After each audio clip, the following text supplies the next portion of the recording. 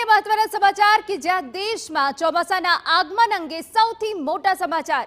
છેલ્લા 16 વર્ષમાં દેશમાં સૌથી વહેલું ચોમાસું દસ્તક દેવાનું છે। આવનારા 24 કલાકમાં ચોમાસું કેરળ પહોંચવાની શક્યતા છે।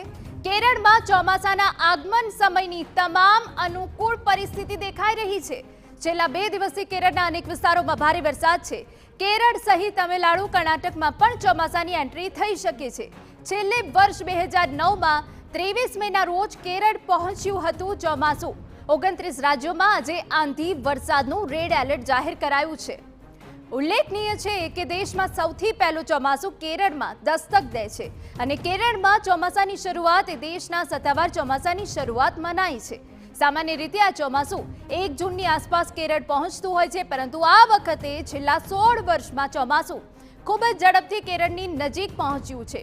જ્યારે જોતા તે આવનારા 24 કલાકમાં જ કેરળમાં એન્ટ્રી કરે તેવી મજબૂત શક્યતાઓ દેખાઈ રહી છે।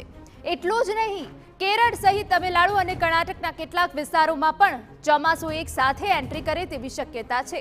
આ પહેલા ચોમાસાની સંભવિત તારીખ 27 મે જાહેર કરાઈ હતી, પરંતુ તે પહેલા દેશમાં ચોમાસું દસ્તક દે તેવી શક્યતા છે।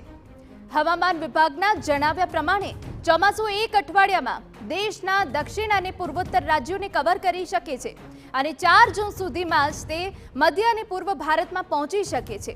પ્રી મોન્સૂન એક્ટિવિટીના ભાગરૂપે દેશના કુલ 29 રાજ્યોમાં આંધી વરસાદનું રેડ એલર્ટ જાહેર કરાયું છે। ગુજરાત, મહારાષ્ટ્ર, કેરળ, કર્ણાટક સહિત ગોવાના દરિયાકાંઠાના વિસ્તારમાં ભારે વરસાદની શક્યતાઓ દેખાઈ રહી છે।